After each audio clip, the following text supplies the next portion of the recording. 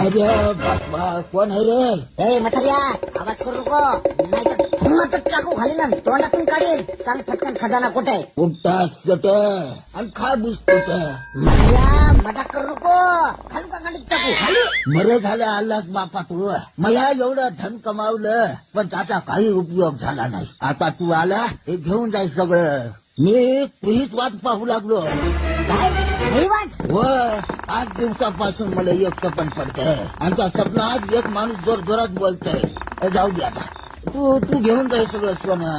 हो बापू हा काय म्हणू लागला ते स्वप्नातला माणूस? सांगा ना मला. सांगू? हो हो हो. त्यो म्हणतोय ए बंड्या, अरे बंड्या ये ये.